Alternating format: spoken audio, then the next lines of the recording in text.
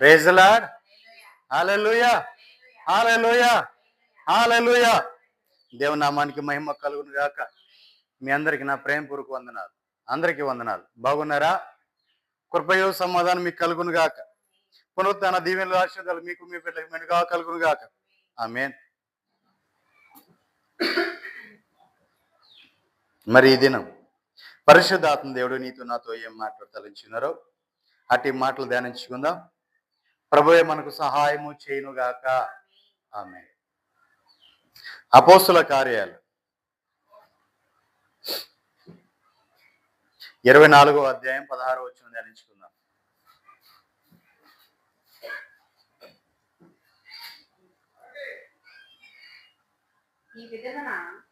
ఈ విధమున నేనును దేవుని ఎడలను మనుషుల ఎడలను ఎల్లప్పుడూ నా మనస్సాక్షి నిర్దోషమైనదిగా ఉండునట్లు అభ్యాసము చేసుకొనుచున్నాను.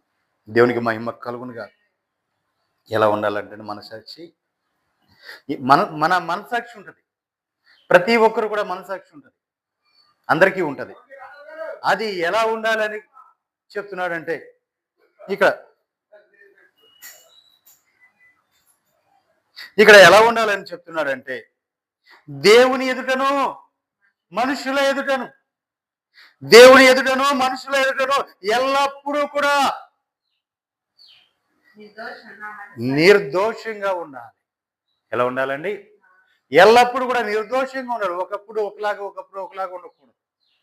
అది దేవుని ఎదుట ఒకలాగా, మనుషుల ఎదుట ఒకలాగా ఉండకూడదు. దేవుని ఎదుటైనా మనుషుల ఎదుటైనా సరే, ఎప్పుడైనా సరే, ఏ సమయంలో అయినా సరే, ఎల్లప్పుడూ కూడా నిర్దోషంగా ఉండాలి. దేవునికి మహిమ కలుగుగాక. ఎల్లప్పుడూ కూడా నిర్దోషంగా ఉండాలి. అలా ఉండాలని చెప్పి ఆయన ఏం చేస్తున్నాడు? అభ్యాసం చేసుకుంటున్నాడు. దేవునికి మహిమ కలుగుగాక. హల్లెలూయా. ఏం చేస్తున్నాడండి? అభ్యాసం చేస్తున్నారు. అభ్యాసం చేయటం అంటే ఏంటి? దేవునికి మహిమ కలుగుగాక. మరిపడి దాన్ని కట్టుకోవడం. దేవునికి మహిమ కలుగు. అభ్యాసం చేయటం అంటే దేవునికి మహిమ కలుగుగాక. అవును, దాన్ని అనుసరించటం, దాన్ని నేర్చుకోవటం, మరిపడి చేసేదని అభ్యాసం అంటారు. దేవునికి మహిమ కలుగుగాక. చిన్నపిల్లలకి విద్యాభ్యాసం అంటారు. ఏమంటారండి?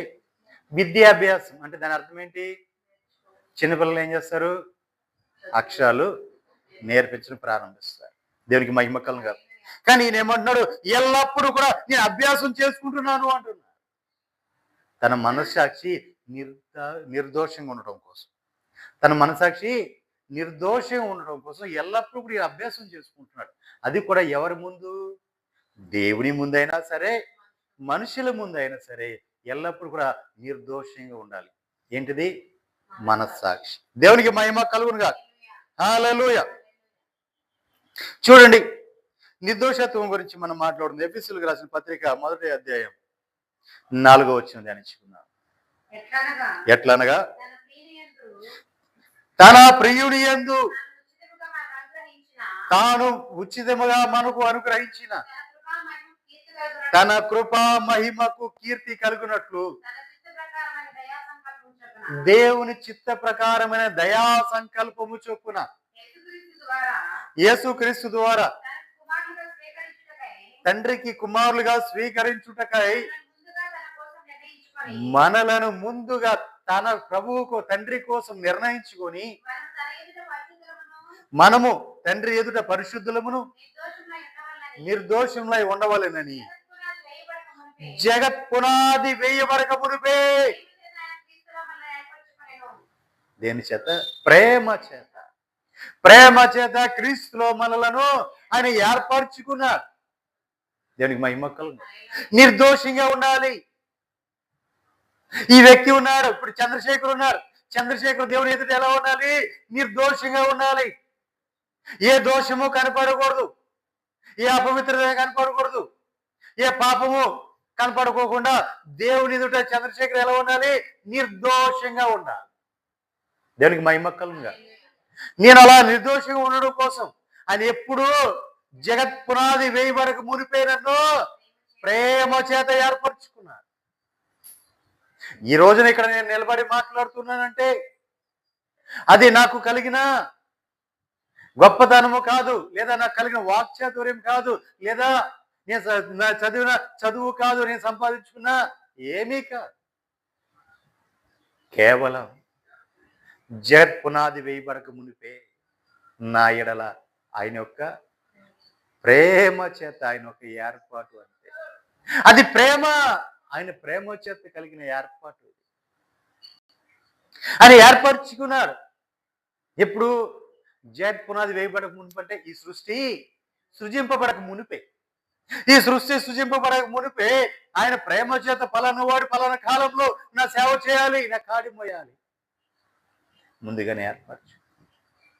నాలాంటి వారు కోకొల్లలుగా ఉన్నారు భూమి మీద. దేవునికి మహిమ కలుగుతుంది. కానీ ఎంతమంది ఉన్నా ఒక్కొక్కరికి ఒక్కొక్క కృప, ఒక్కొక్కరికి ఒక ఆధిక్యత, ఒక్కొక్కరికి ఒక ధన్యత అంతే. దేవునికి మహిమ కలుగుతుంది.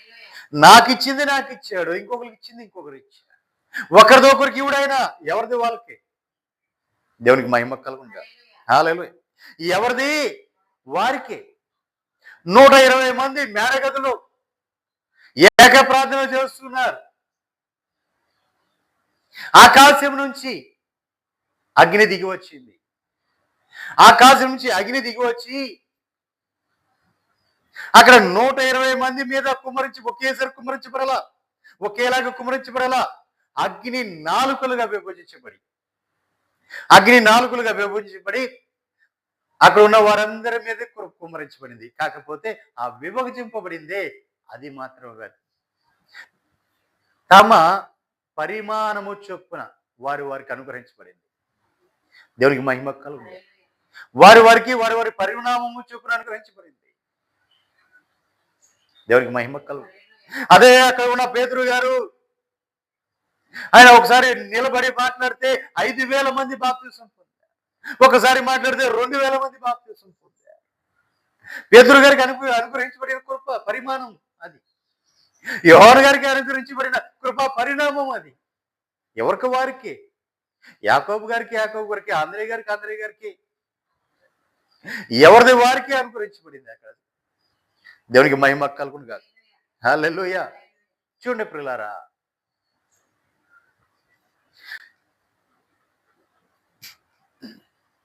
యేసన్న గారికి అనుగ్రహించబడిన కృప యేసన్న గారికి, రాజశేఖర రాయ్కి అనుగ్రహించబడిన కృప రాజశేఖర రాయ్ గారికి. ఎవరిది వారికి. దేవుడి రాజు గారికి అనుగ్రహించబడిన కృప దేవుడు రాజు గారు.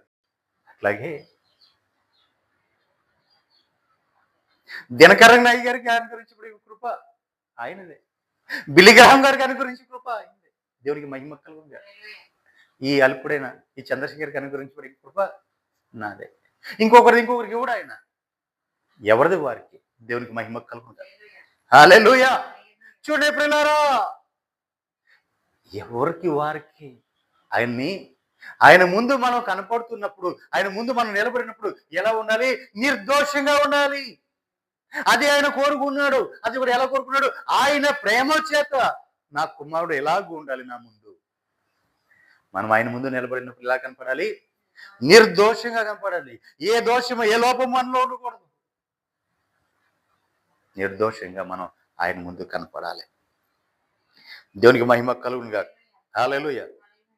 పిల్లారా, ఎందుకంటే ఆయన మనల్ని ఎలా స్వీకరించాడు? తన చిత్త ప్రకారమైన దయా సంకల్పము చొప్పున యేసుక్రీస్తు ద్వారా తన కుమారులుగా స్వీకరించుటకై మనలను ముందుగా తన కోసం నిర్ణయించుకున్నాడు. ప్రతి ఒక్కరిని నిర్ణయించుకున్నాడు. నిన్ను ప్రతి ఒక్కరిని కూడా నిర్ణయించుకున్నాడు. ఎవరిని కూడా ఉట్టిగా ఆయన సృజించలేదు, వ్యర్థంగా సృజించలేదు. ఆయన సరే వీళ్ళు పనికిరాను, వీళ్ళు పక్కన ఉంటారు అని ఎవరిని కూడా సృజించలే ఆయన. ప్రతి ఒక్కరిని కూడా ఆయన తన చిత్త ప్రకారం, ప్రతి ఒక్కరిలో ఒక ఏర్పాటు ఉంది. వారి ఏర్పాటు చొప్పున ఆయన నిర్ణయించాడు. దేవునికి మహిమ కలుగునుగా. హల్లెలూయా. బోధించడానికి నన్నే సిద్ధపరచుకున్నాడు. పరిచర్య చేయడానికి నిన్ను సిద్ధపరచుకున్నాడు. దేవునికి మహిమ కలుగునుగా. పరిచర్య సహకరించడానికి నిన్ను సిద్ధపరచు. రకరకాల ప్రతి ఒక్కరిని కూడా ఆయన ఎందుకు ఏర్పరచుకున్నాడో అందుకే ఏర్పరచుకున్నాడు. దేవునికి మహిమ కలుగునుగా. ఎవరు కూడా తక్కువ వారు ఏమీ కాదు, ఎవరు కూడా ఏమీ లేని వారు కాదు.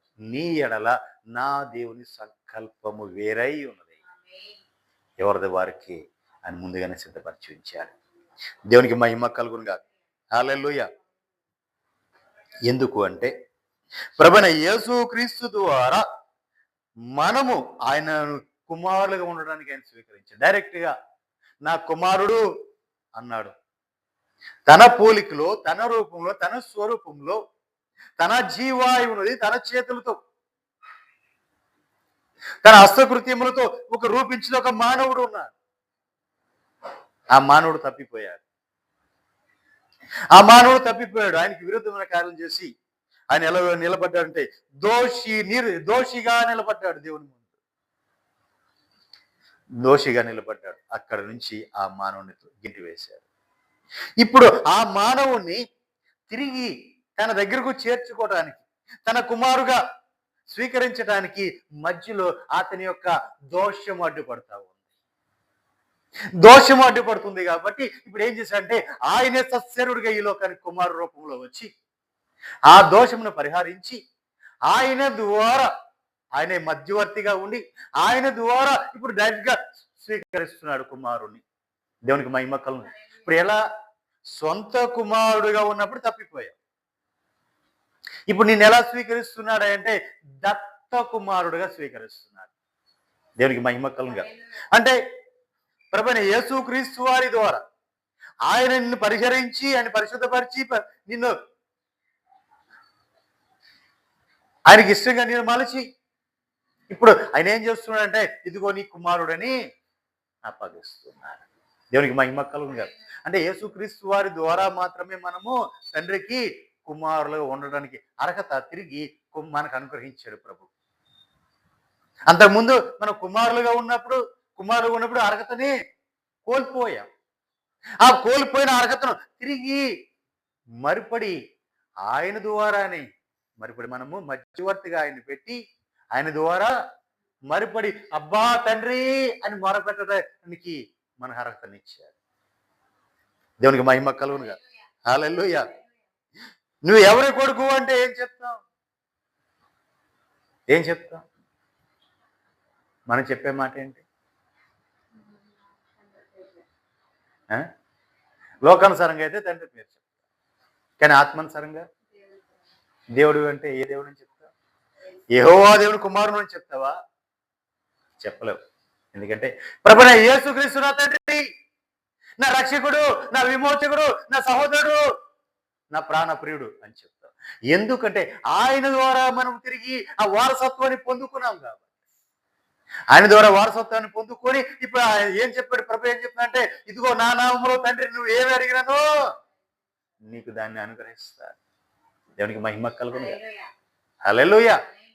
అందుకని డైరెక్ట్ గా అబ్బా తండ్రి అనే అర్హతను కోల్పోయాం కాబట్టి ఇప్పుడు మనం ఎలా పిలుస్తున్నామంటే ప్రభు అయిన యేసుక్రీస్తు నామములో అబ్బా తండ్రి అని పిలుస్తున్నాం. దేవునికి మహిమ కలుగును. హల్లెలూయా. అందుకే అపోస్తులు మధ్యలో వాడారు పదం, ప్రవక్తలు మధ్యలో వాడారు. ఏమంటే ప్రభువైన యేసుక్రీస్తు యొక్క తండ్రి అయిన దేవుడు స్తుతించబడును గాక, ప్రభువైన యేసుక్రీస్తు యొక్క తండ్రి అయిన దేవుడు మహిమ పొందును గాక మధ్యలో వాడారు మాట. దేవునికి మహిమ కలుగును గాక. హల్లెలూయా. ఎందుకంటే ఆయనే ఈ లోకానికి వచ్చి మనకున్న ఆ ఎడబాటును మార్చి ఆ వారసత్వాన్ని తిరిగి ఆయన ద్వారానే మరిపడి మనకు అనుగ్రహించారు.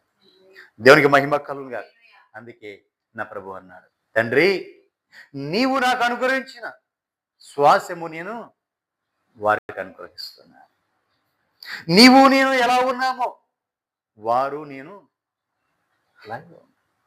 దేవునికి మహిమ కలుగు. అంతేకాదు తండ్రి నువ్వు ఎక్కడున్నావు నేనును అక్కడ ఉన్నాను. వారును అక్కడ ఉండాలని నేను ప్రార్థన చేయట్లేదు కానీ వారితో నేను ఉండాలని ప్రార్థన చేస్తున్నాను. ఎక్కడ ప్రభు ఏమన్నాడు? మనతోనే ఉన్నాడు. ఇంకొక మాట ఆయన అన్నాడు, నేనును తండ్రి కలిసి నీ యొద్దనే ఉన్నాను. దేవునికి మహిమ కలుగు. హల్లెలూయా. ఎంత గొప్ప దేవుడు అండి, ఎంత ప్రేమ కలిగిన దేవుడు అండి మన దేవుడు. దేవునికి మహిమ కలుగునుగా. హల్లెలూయా. అనుక్షణం ప్రతి క్షణము కూడా నీ కోసమే ఆలోచించేవారు ఎవరైనా ఉన్నారు అంటే నీవు నేను ఆరాధిస్తున్న మన ప్రభువైన యేసుక్రీస్తు వారు మాత్రమే. దేవునికి మహిమ కలుగు. హల్లెలూయా. తల్లి అయినా వదిలేస్తుంది, తండ్రి అయినా విడిచిపెట్టేస్తారు, బంధువులైనా కొంతకాలం మాత్రమే ఏదో చూస్తారు, లేదు వదిలేస్తారు. కానీ ఎన్నడూ కూడా విడువని ఎడబాయని వాడు మనకున్నాడు. ఆయనే ప్రభువైన యేసుక్రీస్తు వారు. దేవునికి మహిమ కలుగునుగా. హల్లెలూయా. అందుకనే యేసుక్రీస్తు ద్వారా తనకు కుమారులుగా స్వీకరించుటకై మనలను ముందుగా తన కోసము నిర్ణయించుకొని మనము తన ఎదుట పరిశుద్ధులముగాను నిర్దోషులమై ఉండవలెనని జగత్ పునాది వేయబడక మునిపే ప్రేమ చేత ఆయన క్రీస్తులో మనలను ఏర్పరచుకున్నాడు. హల్లెలూయా. కింద వచ్చిన దేవుని కృపా మహదైశ్వర్యం బట్టి ఆ ప్రియుని యందు ఆయన రక్తము వల్ల మనకు విమోచనమును అనగా మన అపరాధములకు మనకు క్షమాపణ కలిగి ఉన్నది. చూడండి, కాలము సంపూర్ణమైనప్పుడు జరగవలసిన ఏర్పాటును బట్టి దేవుని యొక్క దయా సంకల్పము చొప్పున దేవుని యొక్క చిత్తము గూర్చిన మర్మము మనకు తెలియచేసి మనకు సంపూర్ణమైన జ్ఞాన వివేచన కలుగుటకు ఆ కృపను మన ఎడల విస్తరింపచేశాడు. హల్లెలూయా. మనం ఎరగాలి, మనం తెలుసుకోవాలి. కాలం సంపూర్ణమైనప్పుడు ఆ ఏర్పాటు ఏమై ఉన్నది అంటే ఆయన రాకడలో ఆయన ఏర్పాటు ఏముంది? నీ ఎడల నా ఎడల ఆయన ఏర్పాటు ఏముంది? నువ్వేం చేయాలి, నేనేం చేయాలి, నువ్వు ఎలా సిద్ధపడాలి, నేను ఎలా సిద్ధపడాలి అనేది ముందుగానే ఆయన నిర్ణయించి ఉంచేశాడు. అది కాలం సంపూర్ణమైనప్పుడు మనకు బయలుపరచబడుతుంది. అంటే దాని అర్థం ఏంటో తెలుసా? మనము సిద్ధపడి ఉంటే మనం ఎత్తబడతాం అని ముందుగానే అన్నీ కూడా మనకు బయలుపరిచి ఉంచాడు. ఏది కూడా మరుగు చేయలేదు, ముందుగానే బయలుపరిచాడు. కాబట్టి ఇప్పుడు మనము ఎత్తబడాలి అంటే ఆయన రాకడలో మనం ఎత్తబడాలంటే మనము ఆయన ముందు నిర్దోషులుగా కనపడాలి. నిర్దోషులుగా మనం కనపడినప్పుడు మాత్రమే ఆయన ముందు మనం నిలవగలం. ఎందుకంటే ఆయన ముందు అగ్ని నడుస్తుంది, ఆయన చుట్టూ ప్రచండ వాయువు ఇస్తుంది. అగ్నిలో ప్రచండ వాయువు కలిస్తే ఎలా ఉంటుందండి? హల్లెలూయా. హల్లెలూయా. ఒకసారి గట్టిగా స్తోత్రం చెప్పండి. నిద్ర పరధ్యానము ఇక్కడ నుంచి వెడలిపోనుగా. హల్లెలూయా. చూడండి పిల్లరా, మంట మండుతుంది, ఇక్కడ మంట మండుతుంది, గాలి వచ్చింది, మంట ఏమవుతుంది? దేవునికి మహిమ కలుగును. మరి అలా మండుకుంటూ వాయువు అగ్ని కలిసి వస్తున్నప్పుడు దాన్ని ఎదుర్కోగలిగిన ఆ శక్తి సామర్థ్యం మనం పొందుకోగలగాలి. పొందుకోవాలంటే ఎలా ఉండాలి? మన దేవుడు దహించు అగ్ని ఉన్నాడు కాబట్టి మనము కూడా దహించబడుతూ ఉండాలి. నిత్యము కూడా పరిశుద్ధాత్మ అగ్నితో దహించబడుతూ ఉండాలి. అప్పుడు మాత్రమే మనం ఎదుర్కోగలం. ఆ అగ్నిలో మనము కూడా ఏకమై జ్వాలగా మనం కూడా మార్చబడతాం. లేని ఎడల ఏమైపోతాం? కాలి బూడిదైపోతాం. కర్ర కొయ్యి కాలు గడ్డిలాగా కాలిపోతాం. కాబట్టి మనం అలా ఉండేవారుగా ఉండదు. మనము ఆయన ఎదుర్కొనే వారమై ఉండాలి. ఎదుర్కోవాలంటే మనము కూడా దహించబడుతూ ఉండాలి. అది ఆయన యొక్క ఏర్పాటు.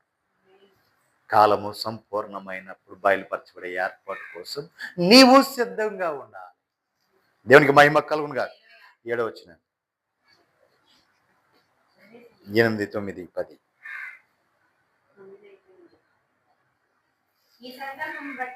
ఈ సంకల్పమును బట్టి ఆయన పరలోకంలో ఉన్నవే గాని భూమి మీద ఉన్నవే గాని సమస్తమును క్రీస్తునందు ఏకముగా సమకూర్చవలెనని తనలో తాను నిర్ణయించుకున్నాడు. దేవునికి మహిమ కలుగును గాక. సమస్తము కూడా పరలోకంలో ఉన్నవే కానీ భూమి మీద ఉన్నవే కానీ సమస్తం కూడా ఇప్పుడు ఎవరిలో ఉన్నాయి? క్రీస్తులోనే ఉన్నాయి అన్ని కూడా. అందుకనే ఇప్పుడు నిన్ను కూడా క్రీస్తు ద్వారా తనకు వారసుడు చేసుకోవాలనుకున్నాడు. దేవునికి మహిమ కలుగును గాక. హల్లెలూయా. అంటే క్రీస్తులో సమస్తము కూడా క్రీస్తులో ఉన్నాయి కాబట్టి ఇప్పుడు నీవు కూడా క్రీస్తు సొత్తే కాబట్టి క్రీస్తు రూపంలో క్రీస్తు పోలికలో నువ్వు ఉన్నావు కాబట్టి నిన్ను తిరిగి ఆయన దగ్గర చేర్చుకోవడానికి ఆయనలో నిన్ను ఏర్పరచుకున్నాడు. దేవునికి మహిమ కలుగును గాక. హల్లెలూయా. 14వ వచనం, దేవుని మహిమకు కీర్తి కలుగుటకై ఆయన సంపాదించుకున్న ప్రజలకు విమోచన కలుగుట. ఎవరు సంపాదించుకున్న ప్రజలను? ప్రభువైన యేసుక్రీస్తు వారు ప్రజలైతే ఎవరైతే సంపాదించుకున్నారో ఆ ప్రజలకు విమోచన కలుగు నిమిత్తము ఈ ఆత్మ మన స్వాస్యమునకు సంచకరువుగా ఉన్నాడు. హల్లెలూయా. దేవునికి మహిమ కలుగు. ఆయన సంపాదించుకున్న ఆస్తి, ఆ స్వాస్యం.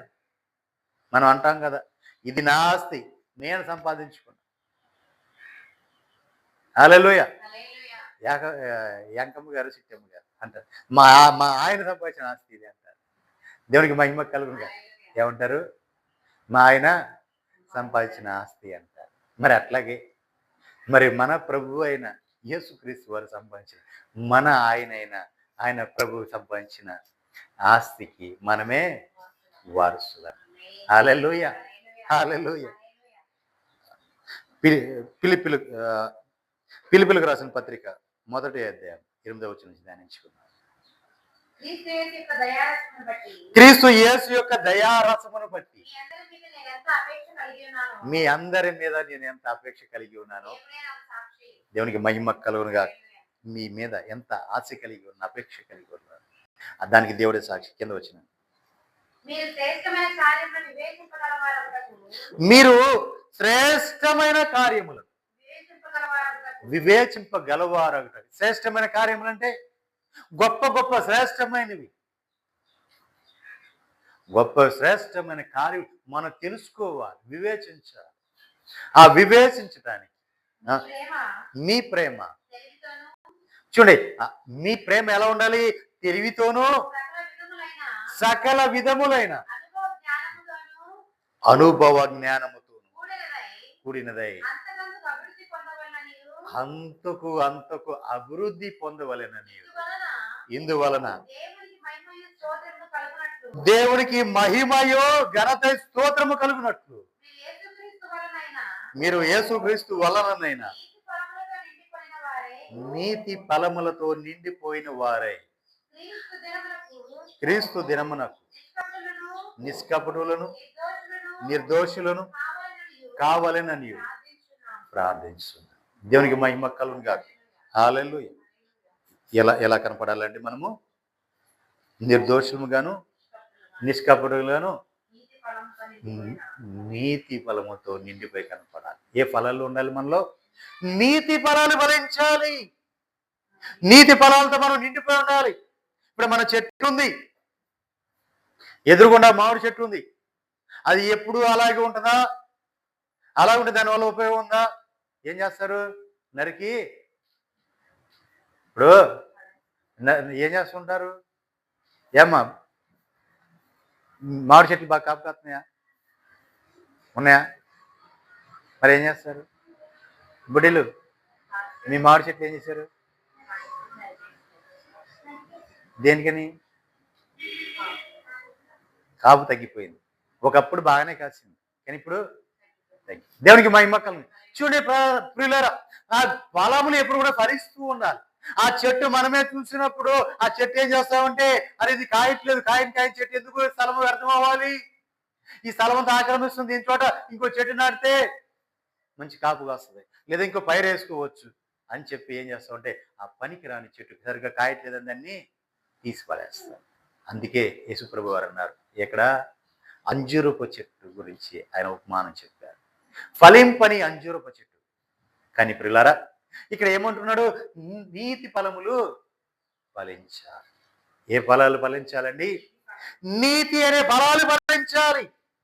ఆయన మనల్ని నాటాడు, చెట్టు నాటాడు, ఎరువు వేశాడు, నీళ్లు కట్టాడు, మనల్ని పెంచాడు, పెద్ద చేశాడు. ఇప్పుడు మనం ఏ స్థాయికి వచ్చామంటే ఫలించే స్థాయికి వచ్చాం. ఎలా వచ్చామండి? ఫలములను ఇచ్చే స్థాయికి వచ్చాం. ఇప్పుడు మన ఫలాలు ఫలించాలి. ఏ ఫలాలు? నీతి ఫలం. కారు ఫలాలు కాదు ఫలించాల్సింది, కారు ఫలాలు కాదు ఫలించాల్సింది, నీతి ఫలాలు ఫలించాలి. దేవునికి మహిమ కలుగును. ఆ నీతి ఫలాలు ఫలించడం కోసమే ఆయన మనల్ని వృద్ధి చేశాడు. ఆ నీతి ఫలాలు ఫలించడం కోసమే ఆయన పెంచి పెద్ద చేశాడు, మనల్ని కాచి కాపాడాడు. ఎలా కాచి కాపాడాడు? ఒక పక్కన మేకలు తినివేస్తాయి, ఆకులు తినివేస్తాయా? మేకలు తినివేస్తాయి, గొడ్లు పాడు చేస్తాయి, రకరకాల పురుగులు ఇవన్నీ పాడు చేస్తూ ఉంటాయి.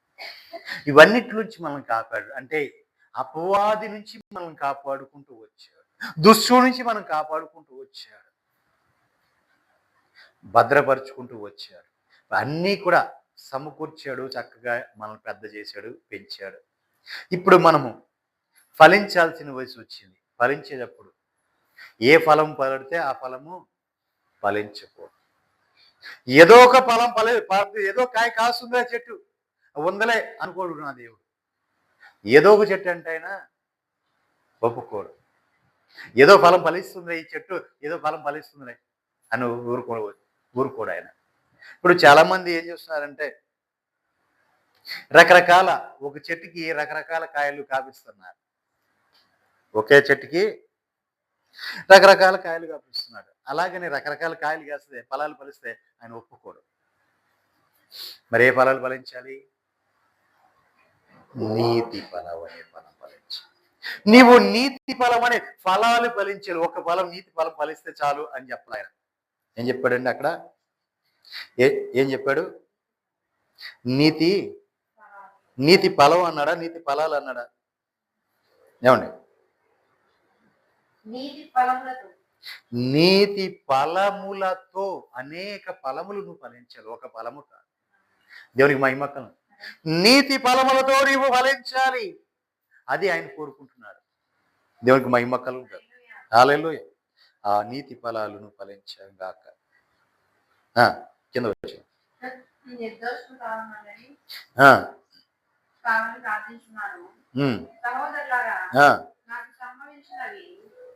చూడండి పిల్లారా, ఆయనకు సంభవించిన కొన్ని విషయాలు చెప్తున్నాడు. సువార్త, నేను చెప్తున్న ఈ సువార్త మరీ ఎక్కువగా విస్తరించి వ్యాపించడానికి, ప్రబలటానికి సమకూడేనని మీరు తెలుసుకుని కోరుచున్నాను. ఎలా అనగా నా బంధకములు క్రీస్తు నిమిత్తమే కలిగినవని, ప్రేతోరమ్యకు సేనలోని వారందరికీ తక్కిన వారికి అందరికీ స్పష్టమైన. దేవునికి మహిమకలంగా. ఇప్పుడు ఆయనకి బంధకాలు ఉన్నాయి, బంధకాల్లో బంధించేశారు. ఎవరిని? పౌలయ్యని బంధకాల్లో బంధించారు. ఈ బంధకాల కారణం ఏంటో తెలుసా? సువార్త, నేను ప్రకటిస్తున్న సువార్త. ఇప్పుడు ఈ సువార్త మరీ విస్తరించాలి, వ్యాపించాలి అని ఎక్కడి నుంచి చెప్తున్నాడు ఆయన? బంధకములలో ఉండి కూడా ఆయన మాట్లాడుతూ ఉన్నాడు.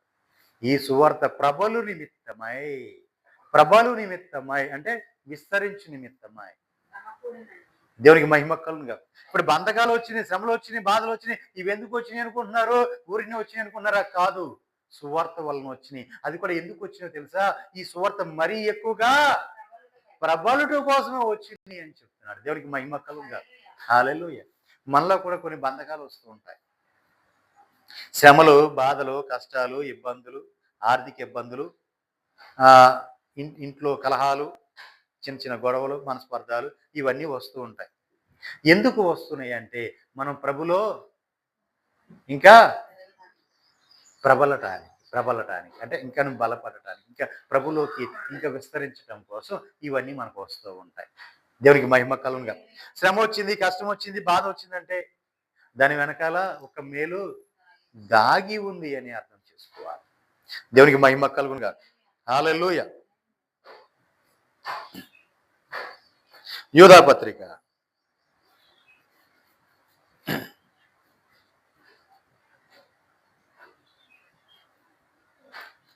1వ అధ్యాయం 24-25 వచనాలు. త్రొట్టిల్లకుండా మిమ్మను కాపాడుటకును తన మహిమ ఎదుట ఆనందంతో మిమ్మల్ని నిర్దోషులుగా నిలబెట్టుటకును శక్తి గల మన రక్షకుడైన అద్వితీయ దేవునికి మన ప్రభువైన యేసుక్రీస్తు ద్వారా మహిమయు మహాత్యమును ఆధిపత్యమును అధికారమును యుగ యుగములకు పూర్వకాలమును ఇప్పుడును సర్వయుగములను కలుగునుగాక. ఆమేన్ ఆమేన్ ఆమేన్. దేవునికి మహిమ కలుగునుగాక. హల్లెలూయా. మనము త్రొట్టేలకుండా ఉన్న కోసం మనల్ని కాపాడుతూ తన మహిమ ఎదుట ఆనందముతో మిమ్మును నిర్దోషులుగా నిలబెట్టుటకును శక్తి కలిగిన దేవుడు మన దేవుడు. ఆయన యొక్క మహిమ తండ్రి ఎదుట నిన్ను ఎలా నిలబెట్టాలి? నిర్దోషంగా ఆనందంతో సంతోషంతో నిన్ను అక్కడ నిలబెట్టాలి. తండ్రి ఇదిగో నీవు నాకు అనుగ్రహించిన వాడు, నేను ఎవరిని పోగొట్టుకోవాలా? ప్రభు చెప్పిన మాట తండ్రితో, తండ్రి నీవు నాకు అనుగ్రహించిన వారిలో నేను ఎవరిని కూడా పోగొట్టుకోవాలా. రేపొద్దున ఆయన ఏం చేస్తాడంటే మనందరిని తీసుకుని వచ్చి ఆయనలో మన రక్షణ పొంది మనము నమ్మి ఆయన విశ్వసించాం కాబట్టి మనం అందరిని కూడా ఆయన తీసుకువెళ్ళి తండ్రి ముందు నిలబెట్టి తండ్రి ఇదిగో నాకు అనుగ్రహించిన వారు, మీరు నాకు అనుగ్రహించిన వారిని నేను ఎవరిని కోల్పోలా, అందరిని తీసుకుని వచ్చి మీ ముందు నేను నిలవబెడుతున్నా. ఆ మహిమ ఎదుట సంతోషముతో ఆనందముతో ఆయన నిలబెడతారు. మరి మీరు కూడా నిలబడటానికి సిద్ధంగా ఉన్నారా? ప్రభువుకి ఆనందము సంతోషం కలిగించేవారుగానే ఉన్నారా? ఆయన దుఃఖపరిచేవారుగా ఉన్నారా? ఆయన బాధ పెట్టేవారు ఉన్నారా? ఎలా ఉన్నారు? మిమ్మల్ని తీసుకో, ఇప్పుడు నువ్వు ప్రభుని అంగీకరించావు, రక్షణ మారుమనసు పొందిన నిన్ను ప్రభు ఏం చేస్తా అంటే అమ్మా రండి ఇక్కడికి రండి ఇక్కడికి వచ్చి నిలబడండి అన్నాడు. ఇప్పుడు వరుసనే అందరూ నిలబడాలి. నిలబడినప్పుడు ఆయన తండ్రితో చెప్తుంటాడు, తండ్రి ఇదిగో నీవు నాకు అనుగ్రహించిన వారిలో నేను ఎవరిని కూడా పోగొట్టుకోలా, అందరినీ కూడా తీసుకొచ్చి నిలబెట్టాను నీ ముందు అంటాడు. ఇప్పుడు ఆయన ఆ మాట చెప్పడానికి, ఆయన ముందు నిలబెట్టడానికి ఆయనకి ఆనందము సంతోషముతో. ఎందుకంటే ఏదైనా ఒక పని పరిపూర్ణమైనప్పుడు, సంపూర్ణమైనప్పుడు, ఇదిగో నీకు ఇంతమందిని అప్పగించాను చంద్రశేఖర్, మరి వీళ్ళందరూ ఏది అని రేపు పొద్దున్న నా ప్రభు అడిగినప్పుడు నేనేం చెప్పాలి? ప్రభువా నేను వాక్యం చెప్పానయ్యా, మరి వాళ్ళు వినలేదయ్యా, వాళ్ళ ఇష్టానికి వాళ్ళు తిరిగారయ్యా.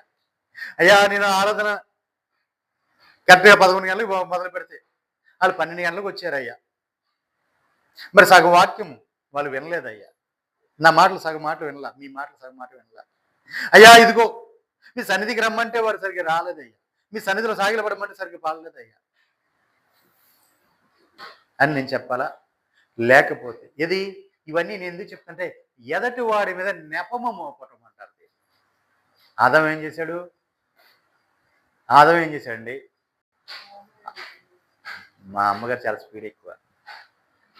ఎందుకంటే ఆదం ఏం చేశాడంటే అవ్వ మీద నేరం మోపేశాడు. అంటే నువ్వు పెట్టినావు అంటారు.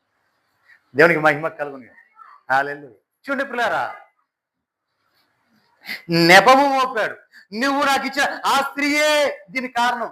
దేనికి? ఫలం తింటాయి, చెడిపోవటానికి, వాళ్ళు దోషులుగా మారడానికి కారణం ఏంటంటే నీవు నాకు అనుగ్రహించిన ఈ స్త్రీ వల్లనే నేను చెడిపోయాను. ఆ స్త్రీ తీసుకొచ్చి ఆ ఫలం ఇవ్వబట్టే కదా తిన్నాను. మరి దేవుడు ఏమనాలి? అదమ్మా అస్సలు ఆ ఫలము నేను నీతోనే కదా నేను చెప్పింది. నేను ఆ స్త్రీతో నేను చెప్పానా? నువ్వే ఆ స్త్రీతో చెప్పావు. కానీ నేను నీతోనే చెప్పాను కదా! మరి ఆ ఫలము నువ్వు ఇప్పటివరకు తినని ఫలము కొత్తగా ఆమె తీసుకొచ్చి ఇచ్చిందంటే నువ్వేమనాలి? ఎక్కడిది? ఏంటి? ఎందుకు తెచ్చావు? అని అడగాల? అడగకుండా నీ భార్య తినేసిందని చెప్పి, నీ భార్య నీకిచ్చిందని చెప్పి, నువ్వు తినేసింది కాకుండా ఇప్పుడు నీ భార్య మీద నువ్వు నెపము మోపుతున్నావే అంటాడు కదా! దేవునికి మహిమ కలుగునుగా. కానీ మరి ప్రభు అన్నిట్లోనూ పరిపూర్ణుడై ఉన్నాడు. అన్నిట్లోనూ యథార్థవంతుడై ఉన్నాడు. అన్నిట్లోనూ సంపూర్ణతలో ఉన్నారు. మరి అలాంటి ప్రభువు వచ్చి ఆయనలో ఉన్న నిన్ను తీసుకొచ్చి ఆయన ఎదురుగుండా నిలబెట్టినప్పుడు ఆయనలో ఆ సంతోషము, ఆ ఆనందము కనపడాలా వద్దా? ఇప్పటి వరకు ఆయన నిన్ను కాచి, కాపాడి, రక్షించి నిన్ను ఒక దారి తీసుకొచ్చి నిన్ను ఆశీర్వదించి, వర్ధల చేసి నిన్ను నీ బిడ్డలని ఆశీర్వదించి ఇప్పుడు ఆగి నిన్ను తీసుకెళ్ళి అక్కడ నిలబెడుతుంటే ఇంతగా అనుభవించిన నువ్వు ఎలా ఉండాలి? ఆయనకి ఆనందమును, సంతోషమును కలగచేయువాడిగా ఉండాలి. దేవునికి మహిమ కలుగునుగా. హల్లెలూయా. నిలవబెట్టుటకు శక్తియు తన రక్షకుడునైన మన రక్షకుడైన అద్వితీయ దేవునికి మన ప్రభు అయిన యేసుక్రీస్తు వారి ద్వారా మహిమయు మహాత్యమును ఆధిపత్యం తండ్రికి వెళ్ళాలంటే యేసుక్రీస్తు వారి ద్వారా వెళ్ళాలంటే ఆయనకు అప్పగించిన పని ఆయన సక్రమంగా నిర్వర్తించినప్పుడు మనకు అప్పగించిన పని మనం సక్రమంగా నిర్వర్తించినప్పుడు అప్పుడు ఆయన ద్వారా దేవునికి మహిమ కలుగుతుంది. దేవునికి మహిమ కలుగుగా. హల్లెలూయా, హల్లెలూయా, హల్లెలూయా. మొదటి తిమోతి పత్రిక 1వ అధ్యాయం 18వ వచనం.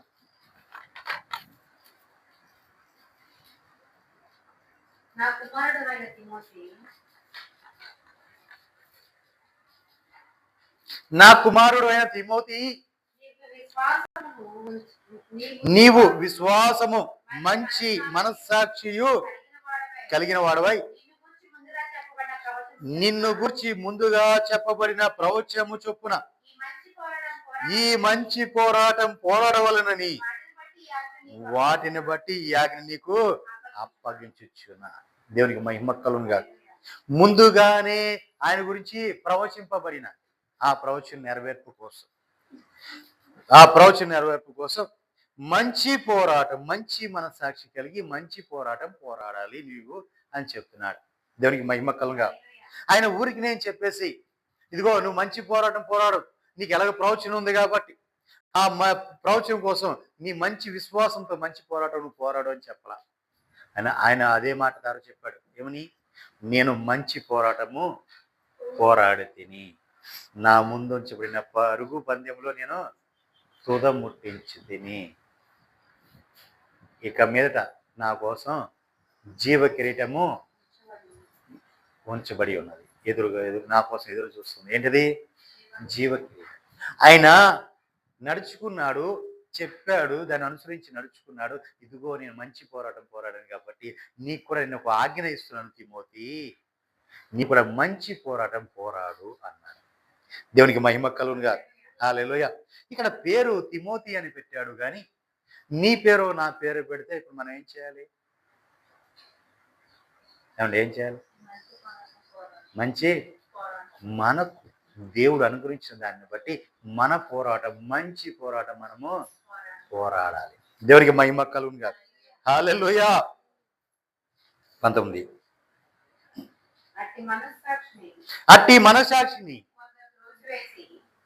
అట్టి మనసాక్షి మంచి పోరాటం పోరాడాల్సిన ఆ మనసాక్షిని కొందరు త్రోసివేసి విశ్వాస విషయమై ఓడబద్దలైపోయిన వారు. చూసారా పిల్లారా? ఎప్పుడు?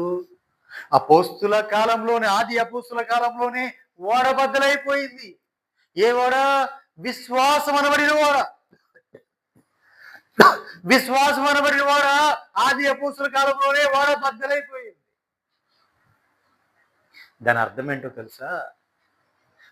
నీ విశ్వాసం ఎప్పుడైనా బద్దలైపోవడానికి ఆస్కారం ఉంది.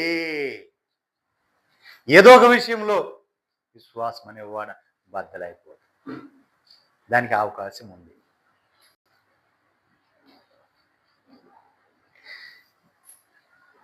ఒక వ్యక్తికి ప్రవచనం వచ్చింది, ఒక వ్యక్తికి ప్రవచనం రాల.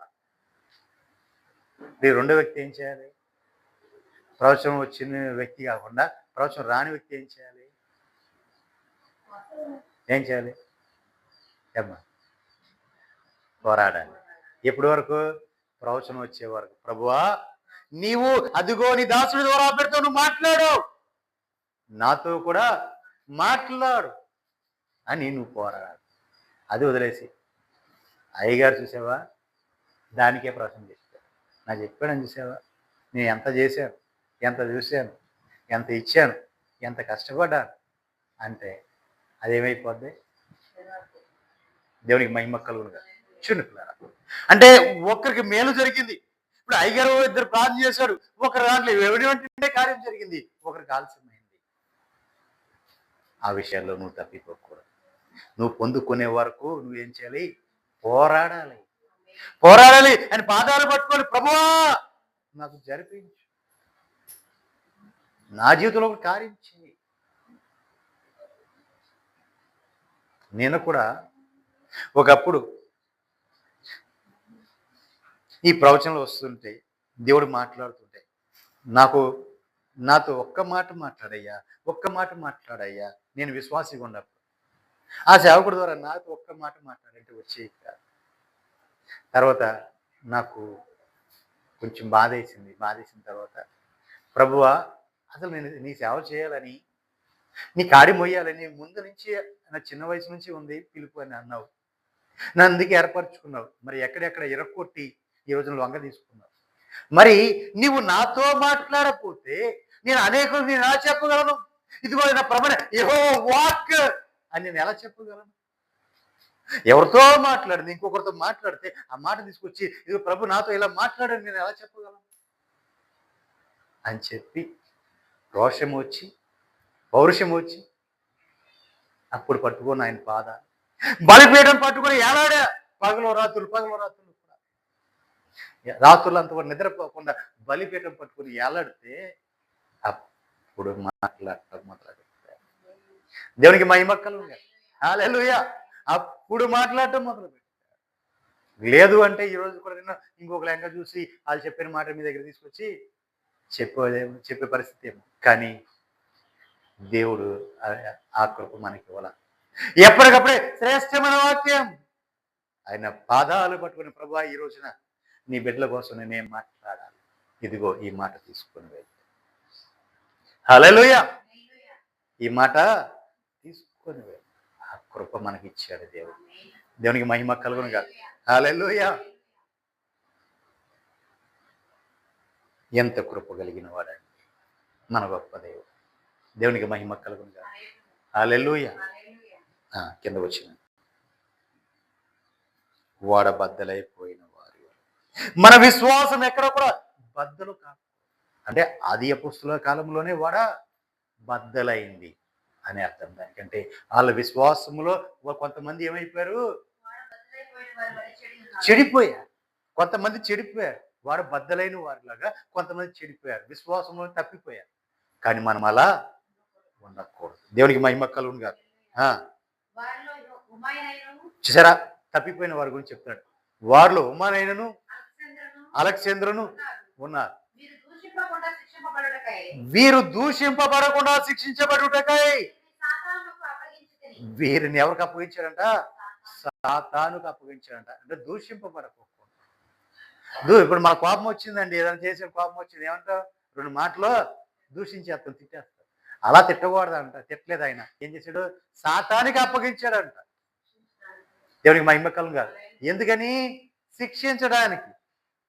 ఇప్పుడు మనం 2 మాటలు మాట్లాడేశాం, అయిపోయింది, అక్కడితో అయిపోయింది. కానీ ఆయన అట్లా వదిలిపెట్టలే. అక్కడ తప్పిపోయాడు, విశ్వాసంలోంచి పడిపోయాడు, శిథిలం అయిపోయాడు.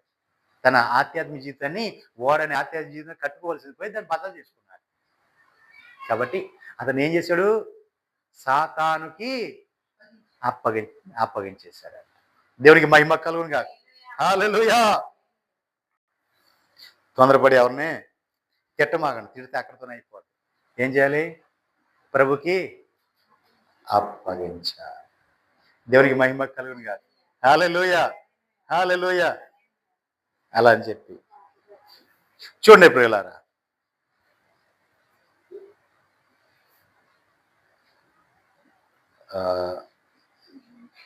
12వ వచనానికి రండి.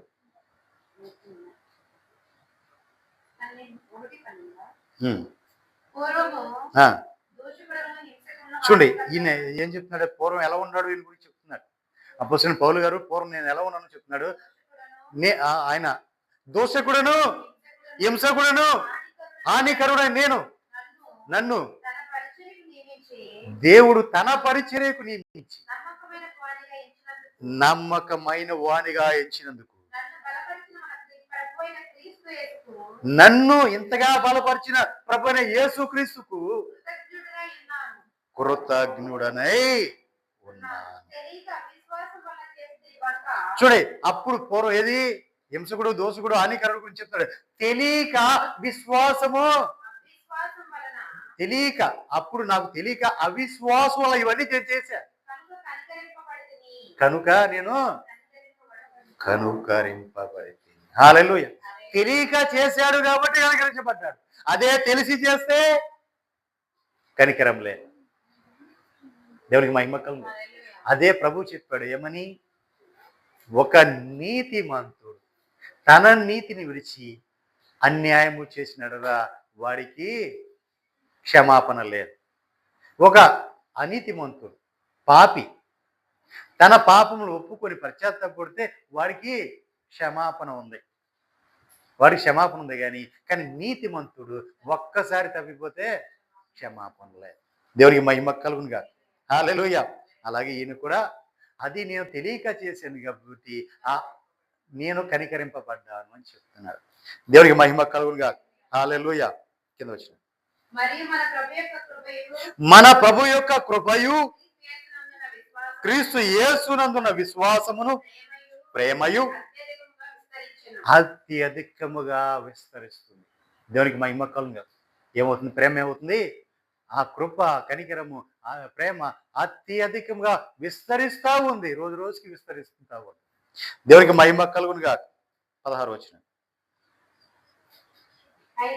అయినను నిత్య జీవము నిమిత్తము తనను విశ్వసింపబో వారికి నేను మాదిరిగా ఉండులాగున యేసుక్రీస్తు తన పూర్ణమైన దీర్ఘశాంతమును ఆ ప్రధాన పాపిన నాయందు కనపరుచున్నట్లు నేను కనికరింపబడుతుంది. హల్లెలూయా.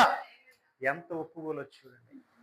పూర్వవందు నేను పాపిని, నేను కనికరించబడ్డా అని నేను కనికరించబడ్డా. పూర్వవందు నేను పాపిని ఒప్పుకుంటున్నాడు. ఆయన తప్పిదములు ఆయన ఒప్పుకుంటున్నాడు. దేవునికి మహిమ కలుగునుగా.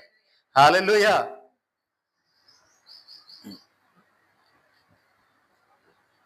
ఆ 34:8 తిమోతి 3:4 వచ్చిన. దేవునికి మహిమ కలుగునుగా. 11 వచ్చిందండి ఇప్పుడు చదివిన దాంట్లో. అవునమ్మా. నాకు అప్పగించబడిన మహిమ గల సువార్త ప్రకారం ధర్మశాస్త్రము ధర్మ విరోధులకును, అవిధేయులకును, భక్తిహీనులకును, పాపిష్టులకును, అపవిత్రులకును, మత దోషకులకును, పితృ అంతకులకును, మాతృ అంతకులకు, నరాంతకులకు, వ్యభిచారులకు, పురుష సంయోగులకు, మనుష్య చోరులకు, అబద్ధికులను, అపమానికులకు, హిత బోధకు విరోధైన వాడు మరి ఎవడైనా సరే ఉండిన ఎడల అట్టి వానికి నియమించబడింది కానీ నీతిమంతుడికి నియమింపబడలేదు. ఎవడైనా దాన్ని తెలుసుకొని దాన్ని ధర్మానుకూలంగా ఉపయోగించిన ఎడల ధర్మశాస్త్రం మేలైనది మనం తెలుసుకుంటాం. దేవునికి మహిమ కలుగునుగా. హల్లెలూయా. 3-4 వచనాలకు రండి.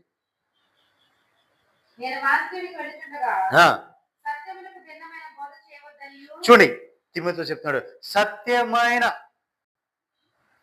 సత్యమ సత్యమునకు భిన్నమైన బోధ చేయొద్దని కల్పనా కథలను, మితము లేని వంశవలును, విశ్వాస సంబంధమైన దేవుని ఏర్పడుతూ కాక వివాదములతోనే సంబంధము కలిగి ఉన్నవి కనుక వాటిని లక్ష్య పెట్టొద్దని కొందరికి ఆజ్ఞాపించుటకు నీవు ఎఫెసులో నిలిచి ఉండవలెనని నిన్ను హెచ్చరించిన ప్రకారం మరిపడి ఇప్పుడు కూడా హెచ్చరిస్తున్నాను అంటున్నారు. భిన్నమైన బోధ, కల్పన కథలు, భిన్నమైన బోధ, కల్పన కథలు కల్పించకూడదు. దేవునికి మహిమ కలుగుగా. క్రీస్తుకి విరోధమైన బోధ అదంతా కూడా, సత్యబోధకు విరోధమైన బోధ అదంతా కూడా. అంతేకాదు ఒక్కొక్కరి బోధ ఎలా ఉంటది అంటే ఎదటి వారిని ప్రేరేపించేటట్లుగా ఉంటుంది. ఇది దుర్మార్గత, దుష్టత్వానికి ఎలా ఉంటదంటే, ఇదిగో వాడు నా గురించి ఇలా మాట్లాడు కాబట్టి మీరు వెళ్ళి వాడిని వేసేయండి, కొట్టేయండి, చంపేయండి. దేవునికి మహిమ కలుగుగా. ఎలా ఉంటది? ఎదటి వారిని ప్రేరేపించేటట్లు ఉంటుంది బోధ. ఇలాంటి బోధలన్నీ కూడా ఉండకూడదు.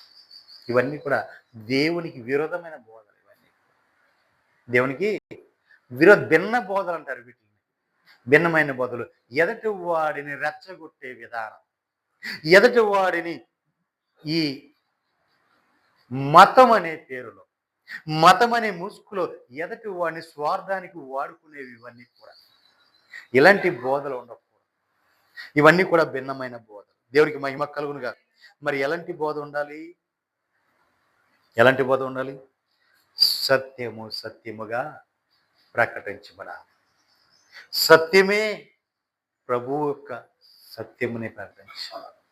అందుకే చెప్తున్నాడు, ఇదిగో నేను ఆ కింద వచ్చిన కిందమ్మా 7:8 రండి.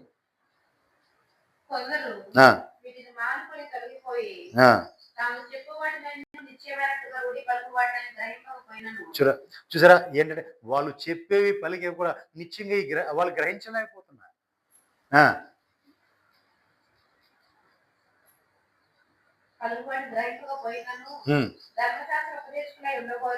చూడండి, అయినా సరే వాళ్ళు ఏంటంటే మేము కూడా బోధించాలి, మేము కూడా ఉండాలి, ధర్మశాస్త్ర ఉపదేశాలుగా ఉండగోరి నిష్ప్రయోజనమైన ముచ్చట్లకు తిరిగిరి. ముచ్చట్లు అంటే ఏంటి ఏమండి? మీ ఇద్దరి బాగా తెలుసు ముచ్చట్లు అంటే. ఉపయోగం లేని ముచ్చట్లు, నిష్ప్రయోజనం అంటే అవి పనికిరాని సోది కబుర్లు అనమాట. పనికిరాని సోది కబుర్లకి తిరిగారంట. తిరిగింది ఎవరు? దేవునికి మహిమ కలుగుని. మిమ్మల్ని అంటదమ్మ సేవకులే తిరిగారంట. సేవకులు అందుకే పనికిరాని మాటలు పనకూడదు. మనకిచ్చిన సమయం దేనికి ఉపయోగించాలి అంటే ఆయన మహిమార్థమే ఉపయోగించాలి, ఆయన యొక్క చిత్త నెరవేరు కోసం ఉపయోగించాలి, అనేకులు ఆయన వైపు త్రిప్పబడడానికి ఉపయోగించాలి. ఇలాంటి మంచి సమయము నాకు సువార్త బోధించుటకు మంచి సమయము నాకు అనుకూలించబడినట్లుగా నా కోసము ప్రార్థన చేయుడి అని అపోస్తలుడైన పౌలు గారు అన్నారు.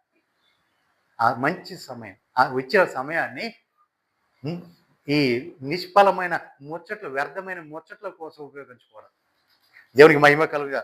కానీ జనాలు వాటికి ఎక్కువ ఆకర్షితులవుతారు. అవునా అమ్మా? నిజమేనా?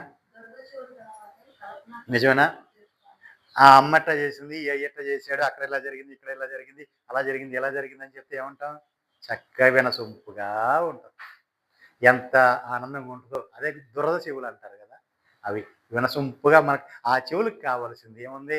ఇప్పుడు చాలా మంది చిన్నప్పుడు ఏం చేసేవాళ్ళు, ఆ కోడేకలు తీసుకుని గిరా ఇప్పుడు ఇవి వచ్చాయి, బర్డ్స్ వచ్చినాయి, ఆ చిన్నప్పుడు కోడేకలు పెట్టుకుని గిరగిరగా తింటే బా ఎంత సమ్మగా ఉందో అనేవాళ్ళు ముసలో. దేవునికి మహిమ కలుగుగా. హల్లెలూయా. నిజమేనా? దురద చెవు. కానీ ప్రియులారా, మనము వాక్యము సత్యముగా ప్రకటించాలి. ఈ ఎక్కడ కూడా సత్యములోకి వేరే దేన్ని కూడా కలపకూడదు. అసత్యం ఎక్కడ రాకూడదు. ఉన్నది ఉన్నట్లుగానే ప్రకటించాలి. దేవునికి మహిమ కలుగుగా. ఏప్రిల్కి రాసిన పత్రిక 9వ అధ్యాయం 11వ వచనం ధ్యానించుకుందాం.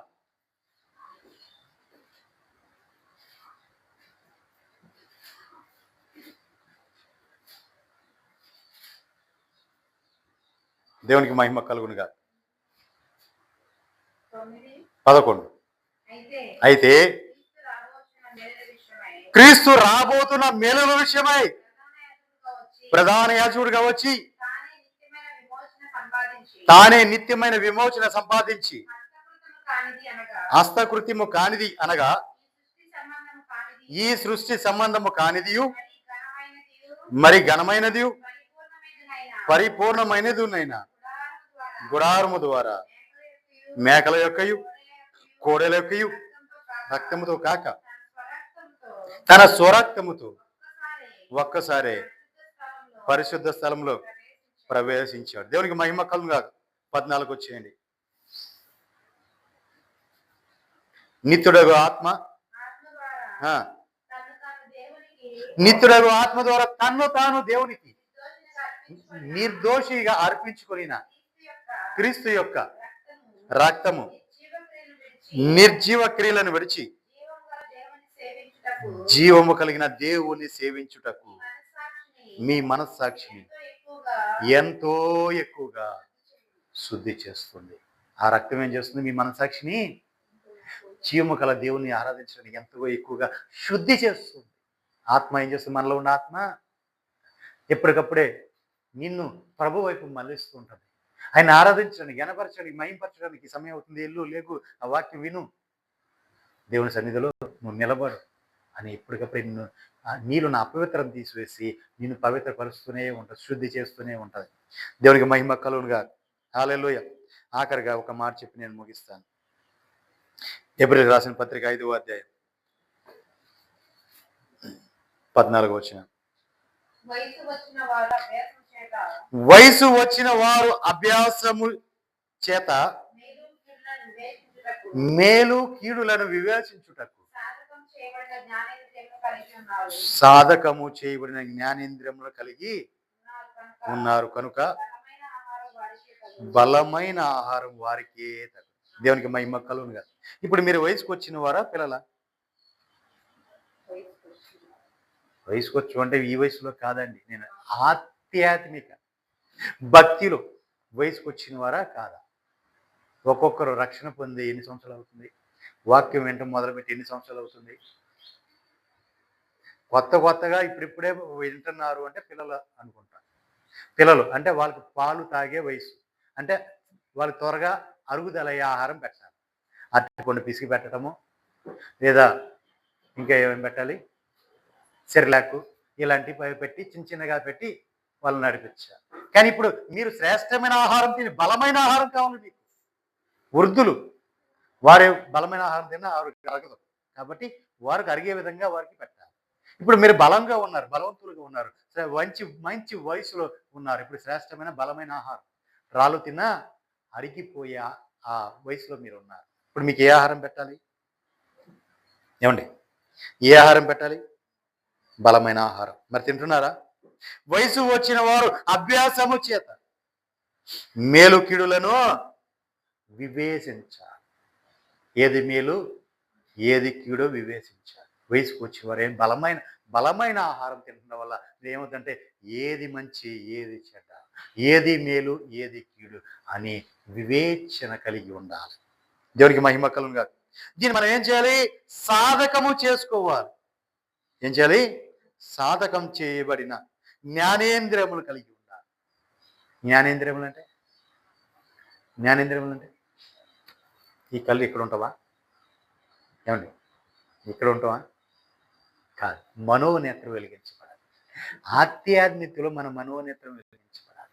అప్పుడు ఏది మంచి ఏది చెడు, ఏది కీడు ఏది మేలు అనేది ముందుగానే మనము వివేచింపగలుగుతాం. దేవునికి మహిమ కలుగునుగా. కాబట్టి ఇవి మనకు వెలిగింపడాలంటే మనం బలమైన ఆహారము తింటున్నాం.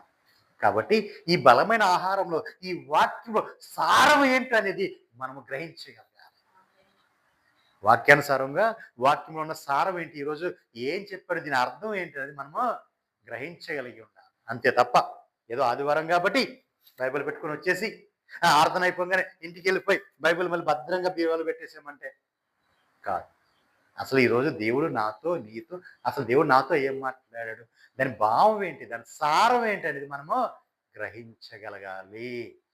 దేవునికి మహిమ కలుగునుగా. హల్లెలూయా.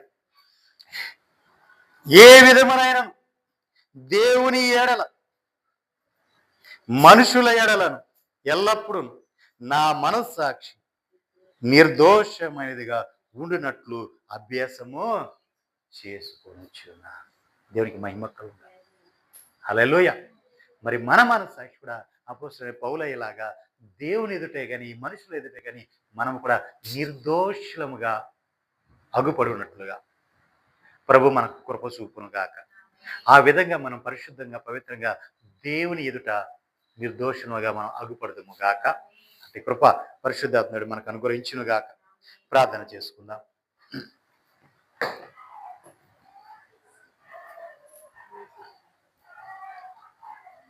ప్రార్థన చేసుకుందాం. అందరూ కూడా మోకరిద్దాం. అందరూ కూడా మోకరిద్దాం. ఆయన సన్నిధిలో మనం నిర్దోషులుగా కడుక్కుందాం. మనం దోషులమే, మనం పాపులమే. నేను పవిత్రుని, నాలో ఏ పాపం లేదు, నాలో ఏ దోషం లేదు అని మనము